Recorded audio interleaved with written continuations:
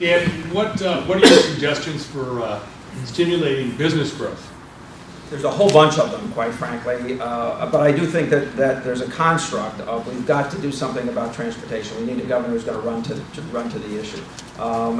We are losing jobs, and we have and I've been in negotiations where I know Connecticut has lost jobs because of transportation, and associated to that is the high cost of housing, and associated, I say, because in most states you can get 20 miles in a reasonable period of time in the morning or in the afternoon. I can tell you a state where you can't, so you can't access more affordable housing in many cases. I also think that we've just done a terrible job in competing, quite frankly. I well remember, you know, one of the burdens of being mayor for a long period of time is you live through these cycles. And I well remember what happened, for instance, in the post 9/11 world, where almost no jobs came to Connecticut out of New York City. I mean, there were firms were told they had to diversify their locations. They had to have operations set up in other states, in other power grids, and other transportation grids. And the biggest lease that was signed was Amex in the International Paper Building, the old Champion Building in Stamford, and they never moved into the space. Now, Northern Jersey got a lot of that.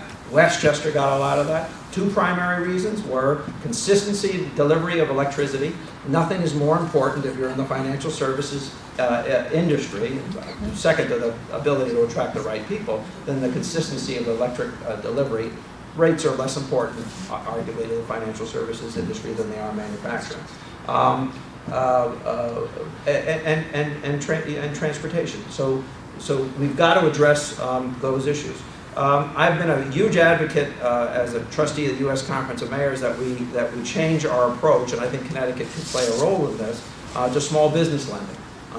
One of the things that we did in Stamford over the last number of years is raise from time to time separate pools of capital specifically directed at small business.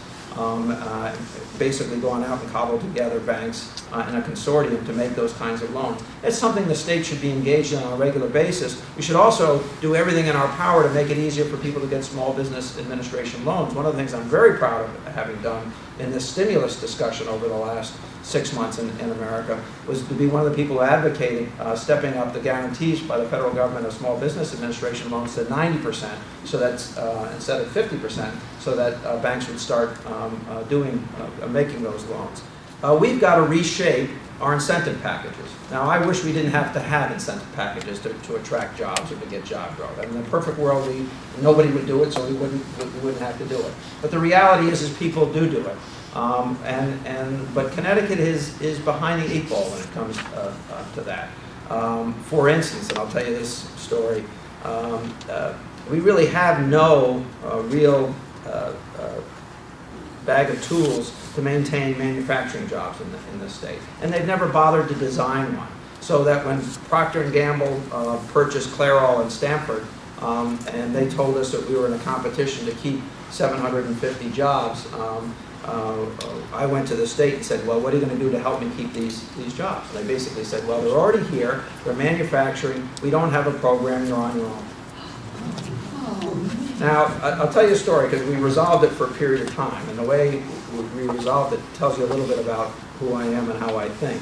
I went back to Procter & Gamble and I said, you know, you have 35 acres in Stamford, you don't need that big a space. If I bought 13 acres from you to build a school, would you agree to take that money and treat it as an incentive package in your ranking and decision making of where to go? And it took about a week and a half, but eventually Cincinnati sent the word that if we did it and if we closed by a certain date, they would agree to do that. So we ended up doing that. The new environmental magnet school, which is a inter-district magnet, where we have applications from Greenwich and Darien and New Canaan, and 30% of the students will be non-Stanford students. We were able to buy that property, build that school, and we held on to those jobs for another 4.5 years. State still lost the jobs because they didn't come forward with competition, and our electric rates were twice where the firm is being moved to. So there are so many things that we need to do. We need to consolidate. One final thing I'll say about this. When I ran for governor the last time, I advocated combining all of the state's economic development entities into one. The governor finally called for it 4 years later.